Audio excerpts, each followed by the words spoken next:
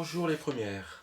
Alors, donc une série de petites vidéos sur la correction des exercices 45, 47, 50 et 56, page 145, 40, 147, à propos de la spectroscopie infrarouge. Allez, c'est parti avec le numéro 45.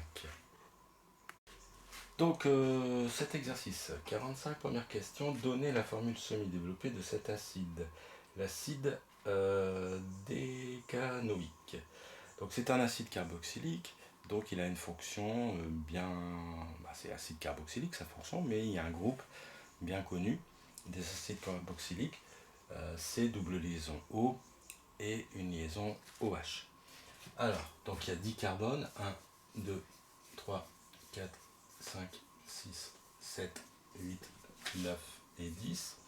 On va placer la fonction acide, donc le groupe carboxylique ici, ce qui en fait un acide, d'accord, un acide à dicarbone, acide décanoïque, et ensuite on place les H. Alors, je rappelle, pour ceux qui n'auraient peut-être encore pas tout à fait bien compris, ici vous avez une liaison autour d'un carbone, il doit en avoir 4, donc il en manque 3 de H. Ici il y a 2 liaisons, donc il en manque 2 de liaisons, donc H2. Alors c'est forcément des H puisque voilà, ce sont des molécules organiques, elles contiennent principalement du C et du H et parfois du O, du N, mais ça c'est justement ce qui fait les fonctions. CH2, CH2 et ici CH2. Alors on pourrait quand même simplifier cette écriture. Vous voyez que s'il y a beaucoup de carbone, c'est long à écrire. Donc ce qu'on peut faire, c'est par exemple écrire CH3 et puis ensuite vous avez des enchaînements CH2 que je mets entre parenthèses. Et en fait, vous en avez 1, 2, 3, 4, 5, 6, 7, 8. D'accord. Et puis ensuite, on met justement le carbone fonctionnel en fait. Voilà. Donc ça peut très bien s'écrire comme ça. Donc ça ici, on a une formule semi-développée. Ça tombe bien, c'est ce qu'il fallait donner. D'accord. Alors, sa formule brute, du coup. Alors, pourquoi je parle de formule brute? Parce qu'en fait, on doit calculer sa masse molaire. Donc finalement, on va être obligé de compter les atomes. Bon, alors sa formule brute, vous voyez bien que finalement, ce serait C8, 8 ici, il y avait 8 carbones, 1 et encore un autre ici, 10, c'est normal, c'est une chaîne en C10. C10, H. Alors si vous comptez bien, eh bien vous en trouvez 20. D'accord. 8 fois 2, 16. 16, 17, 18, 19 et 20. Le 20e ici avec O, le groupe hydroxyle. Et puis O2, vous avez 2 oxygènes. Donc voilà sa formule brute. Bon, c'est un jeu d'enfant, là, je pense que maintenant vous savez. La masse donc molaire de cette molécule, c'est 10H20O2. Bon, ça va être 10 fois la masse molaire du carbone, 12 grammes par mol, plus 20 fois la masse molaire de l'hydrogène, 1 g par mol, plus 2 fois la masse molaire de l'oxygène, 16 grammes par mol.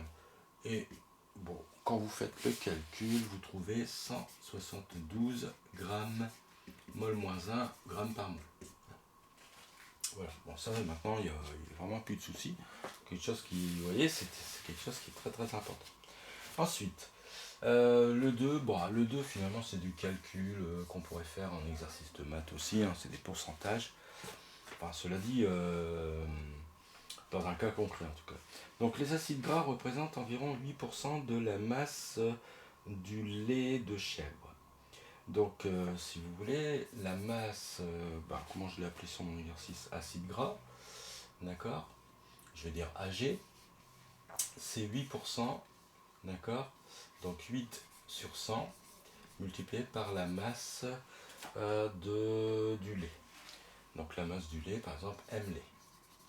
Voilà. Je traduis en fait en équation les données de l'exercice. Ensuite, l'acide caprique, donc la masse de l'acide caprique, AC, bah, c'est lui-même 8% de la masse des acides gras. Voilà, Ag. Alors, et la question, c'est quoi? Petit a. Alors oui, une traite. D'accord, une traite.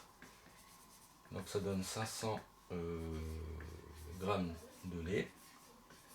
Donc 500 grammes de lait la traite, c'est en fait la masse du lait. Donc à partir de là, on peut faire les calculs en cascade. Voilà, mais il fallait de toute façon faire en cascade. Quelle est la masse d'acide gras dans cet échantillon? Donc la masse d'acide gras, d'accord, si je fais l'application numérique, ça fait 8 sur 100 fois 500. Voilà. Et quand on calcule ça, bah, ça fait 40 grammes. Donc sur les 500 grammes de lait, il y a 40 grammes d'acide gras. Et sur ces 40 grammes d'acide gras, il y aura 8% d'acide caprique. Donc l'acide caprique, c'est 8 sur 100 des 40 grammes. Du coup, eh bien, ça nous fait 3,2 grammes. Voilà. Donc 3,2 grammes d'acide caprique. Voilà. Et au niveau de caprique, c'est fini. Voilà, bon, je ne sais pas si vous avez compris la blague. Quelle est la masse d'acide caprique? C'est fait. Et quelle est la quantité de matière que cela représente-t-il? Alors, quantité de matière c'est en mol. Hein. Une quantité de matière c'est en mol, c'est N. Donc N de l'acide caprique, d'accord, eh bien c'est la masse de l'acide caprique divisée par la masse molaire de l'acide caprique qu'on a calculé ici. Donc tout va bien, on exprime, d'accord. Alors si on a oublié la formule, imaginons que vous oubliez la formule. Alors des minces, est-ce que c'est M fois M, etc. Je vous rappelle, hein, vous utilisez les unités, donc ici si vous voulez avoir des moles, et que vous commencez par des grammes, il faut bien diviser par des grammes par mol. Ce qui fait que ça fera bien des mols, hein, puisque vous avez grammes par mol ici. Donc en fait, ça va faire, si vous voulez, des grammes sur des grammes multipliés par des mols. Voilà, voilà, ça c'est des maths. Mais disons que les grammes et grammes s'éliminent et vous obtenez bien des mols. Donc c'est tout à fait cohérent. L'application numérique, on y va, eh bien N, donc ça nous fait 3,2 grammes, divisé par 172 grammes par mol, et donc ça nous fait 0,0186 mol. Alors je vérifie que vous voyez bien le tableau. Oui, vous voyez bien le tableau. Alors je sais pas trop aller en bas parce que des fois au niveau du montage, ça coupe. Et donc ça, voilà, 0,0186 mol, on peut aussi dire que ça fait 18,6 millimol. Voilà, rien de compliqué dans cet exercice-là. Hein. Bon, à la rigueur, peut-être une correction papier aurait suffi. On passe à l'exercice suivant, 47.